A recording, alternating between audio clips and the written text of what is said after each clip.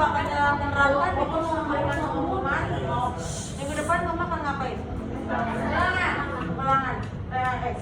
Gak terasa semester 1 udah kamu lewatin. Tolong semua belajar. Ya, kelasnya tetap solid, tetap kompak, gak ada yang aneh-aneh. Ya, itu udah bagus, tolong dipertahankan. Belajar, nilai yang belum dikejar. Masih pengen di Semabel? Kalau masih pengen di Semabel, bekerja keras, giat belajar. Tapi kalau udah nggak betah, silakan kamu lakukan apa yang mau kamu lakukan. Paham? Oke, sekarang lanjut ke kakaknya, ibu udah lagi belakang. Apa mau?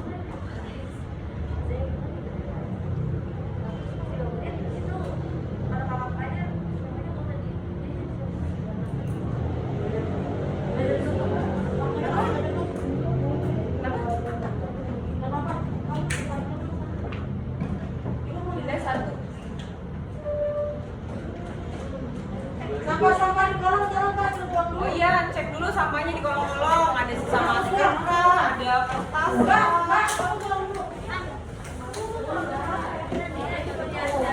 Kertas, sisa ini.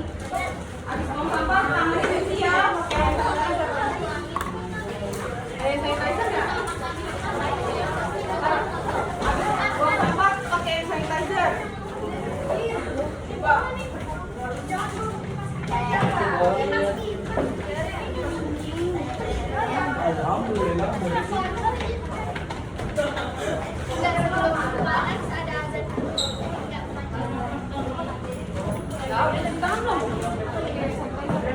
Lupa saya dulu naik lagi enggak?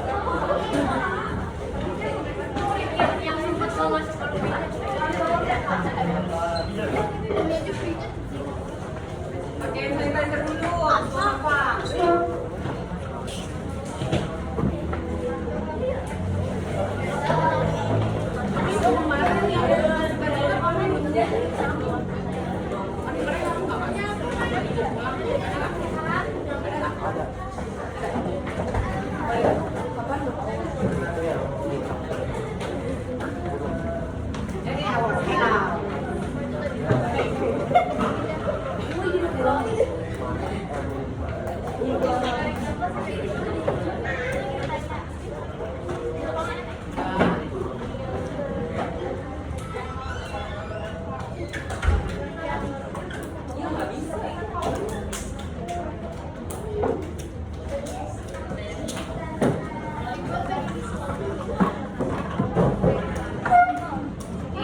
Udah semua dicuci tangan pakai sanitizer? Belum, pakai sanitizer dulu. Oke. Lanjut dari omongan aku yang tadi ya. Jadi motivasi ada yang nyebutin tadi apa? Semangat. Benar. Jadi motivasi itu adalah dorongan yang timbul pada diri seseorang secara sadar atau tidak sadar untuk melakukan suatu tindakan dengan tujuan tertentu. Jadi benar. Jadi bisa dibilang itu driving force gitu. Apa yang menggerakkan kita untuk melakukan sesuatu yang secara langsung yang kita sadari atau enggak kita sadari. Kayak gitu ya. Jadi itu pengertian dari motivasi. Tolong catat, ntar ada aku nanya buat kesimpulan. Ya. Silakan. Jadi motivasi adalah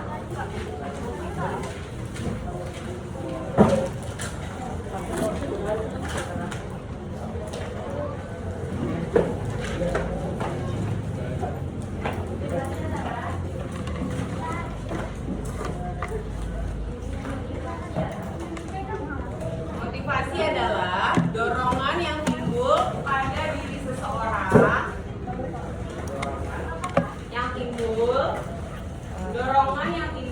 diri seseorang secara sadar maupun tidak sadar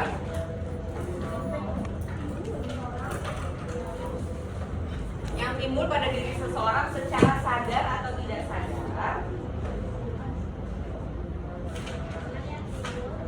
untuk melakukan suatu tindakan dengan tujuan tertentu.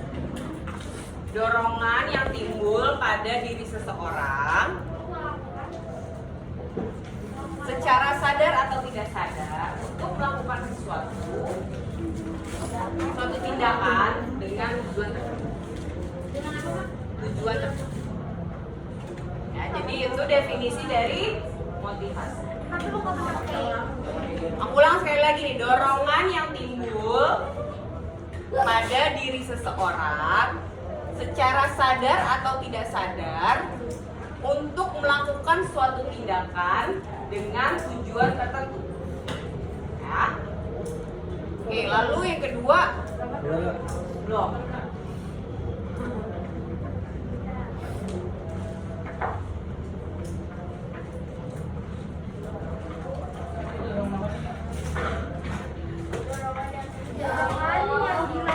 Dorongan yang timbul pada diri seseorang secara sadar atau tidak sadar untuk melakukan suatu tindakan dengan tujuan tertentu.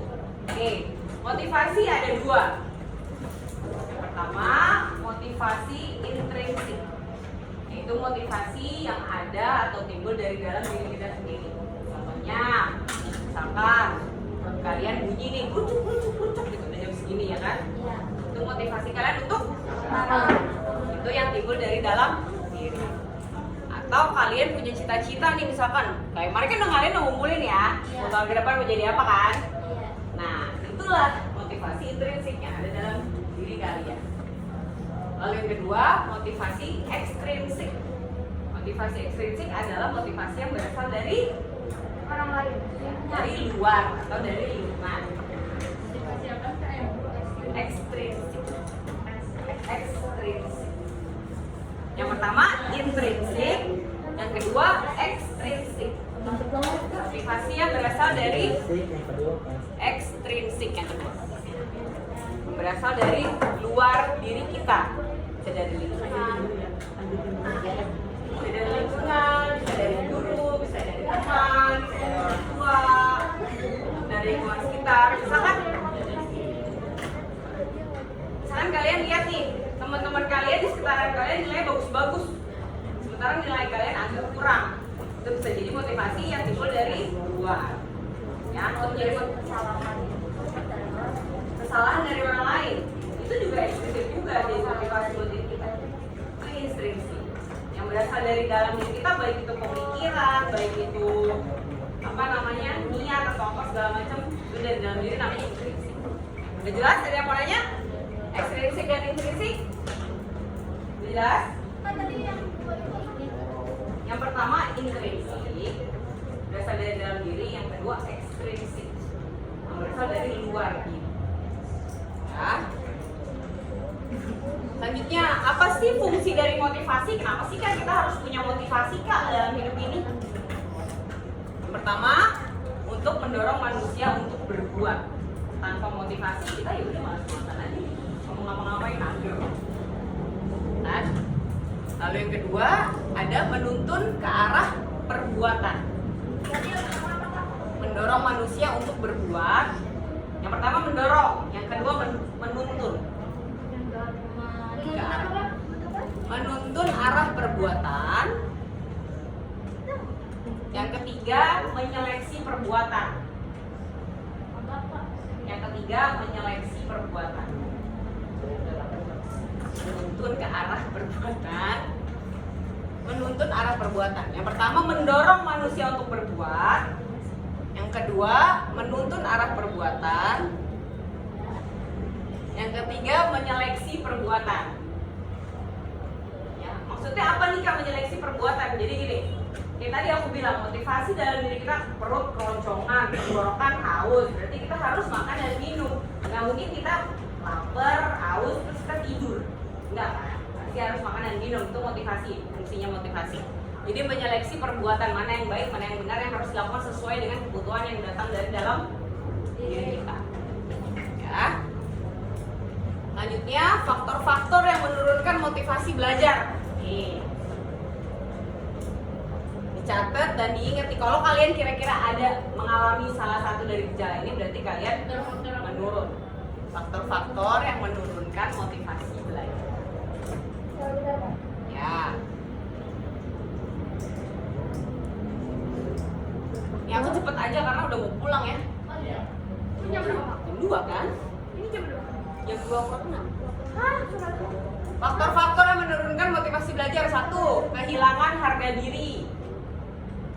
Ya misalkan kalian merasa nilai kalian lebih jelek daripada teman-teman kalian, terus kalian merasa kayak, aduh gua kok kayaknya nggak sepadan sih sama teman-teman gue, itu contoh kehilangan harga diri.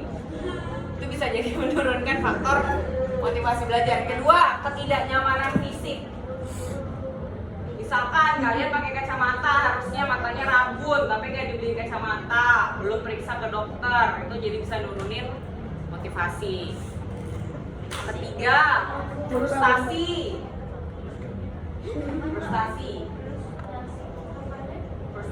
Contohnya, misalkan nih, kamu udah merasa belajar nih pelajaran IPA misalkan, udah belajar ngafal gitu, nggak masuk sih ke otak, nggak ngerti ini maksudnya apa, rumus ini kok nggak nyambung gitu, itu frustasi kan? Jadi itu yang bisa nurunin motivasi belajar kalian. Terus yang keempat, teguran yang tidak dimengerti. Misalkan, Presta, kamu jangan pakai baju kayak gitu dong. Loh, emang salahnya di mana Bu bajunya? Kamu harus nanya, kenapa Bu, emang baju saya apa yang salah? Nanya. Emang itu nggak mungkin, pasti dia bilang, salah saya di mana Bu? Apa baju kegedean atau nggak perlu? Pasti kan kalau ditegur tuh pasti ada yang salah, nggak mungkin kan nggak sih? Iya nggak? Kan? Atau dasinya mencong atau apa ya kan?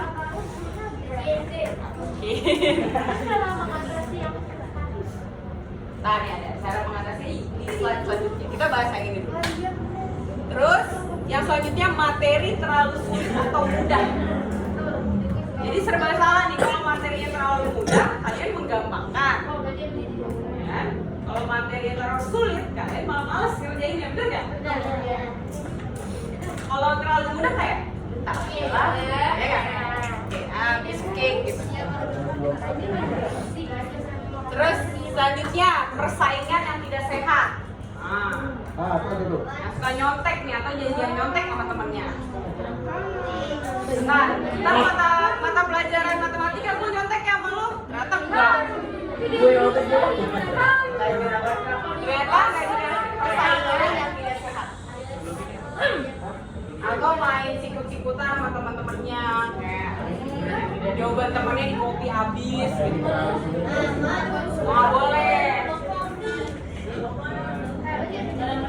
Nggak boleh nyontek, karena buat apa ngandelin orang lain, belum tentu jawabannya dia juga benar. Ya kan? Selanjutnya, yang paling terakhir, berkelompok dengan peserta yang sama-sama kurang. Nah, itu gimana? Si buta nuntut si buta. Ya kan? Jadi paling enggak kalau kalian belajar bersama dengan peserta yang sama-sama kurang, paling enggak ada dalam kelompok kalian, misalkan kalian berlima, paling enggak ada 2 atau 3 orang yang kira-kira lebih mengerti tentang materi itu daripada kalian. Ya, gimana sih Kak cara-cara mengatasinya nih? Faktor-faktor yang menurunkan motivasi belajar. Yang pertama, menahan diri. Menahan diri dari apa ya? Godaan Python. Dari godaan Python. Ya, menahan diri dari pertama. Menahan diri dari main game. Menahan diri dari baca komik. Menahan diri dari baca manga. Menahan diri dari novel. Menahan diri dari sosial media. Menahan diri. Karena itu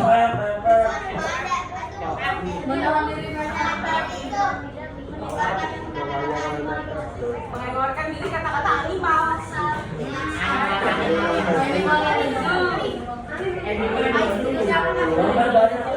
Cara mengembangkan motivasi belajar. Ya, jadi menahan diri. Kalau kalian terbiasa dengan pola hidup yang bisa memprioritaskan belajar, itu nanti kalian akan terbiasa. Jadi lebih mengutamakan di mindset kalian, nanti akan terbentuk sendiri. Oke, belajar dulu, yang lain bisa nanti. Ya kan? Lalu yang kedua, ada visualisasikan. Kemarin kan sama Bu Presta udah disuruh pilih tuh, kalian ada visualisasi, ada auditori, ada kinestetis. Pengumuman, hari ini kegiatan sukses akademik adalah TO bagi peserta didik kelas 8 dan 9 untuk mengikuti TO sukses akademik hari ini. Terima kasih. Oke. Yang ketiga, cari teman belajar. Cari teman belajar bukan berarti di sini nanti kebanyakan bercandanya ya. Biasanya gitu nih. Cari teman belajar berdua bertiga kebanyakan ngegosip, kebanyakan main game. Cari teman belajar yang benar belajar, makanya tadi jangan sama-sama orang yang sama-sama kurang. Jadi paling nggak ada yang ingat-ingat. Minyatin juga nggak mau. Puasnya perfect.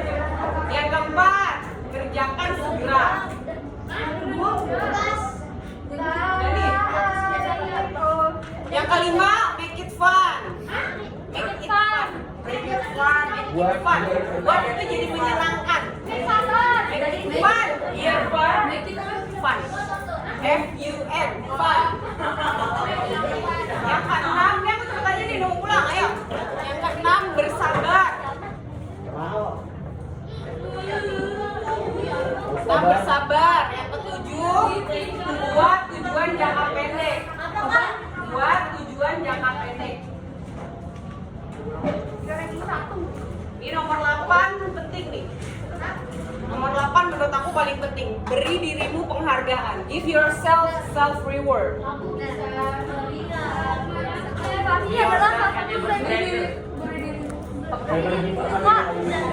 Jadi kalau kalian udah bisa menahan diri, udah bisa apa tadi kerjakan dengan berat dan dapat nilai yang bagus, beri diri kalian sendiri reward.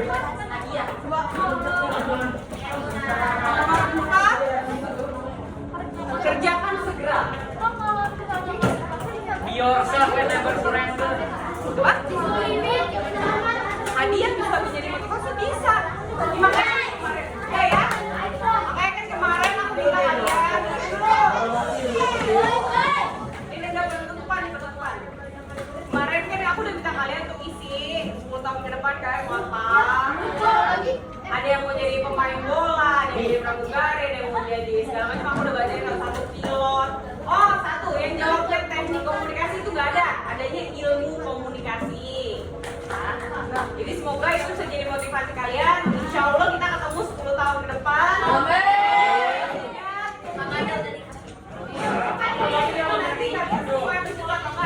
Makasih ya 7J. See you. Bye bye. Enggak boleh kerjain apa-apa. Kamu udah ngumpulin belum ini? Udah. Ini sobekin aja ya siapa?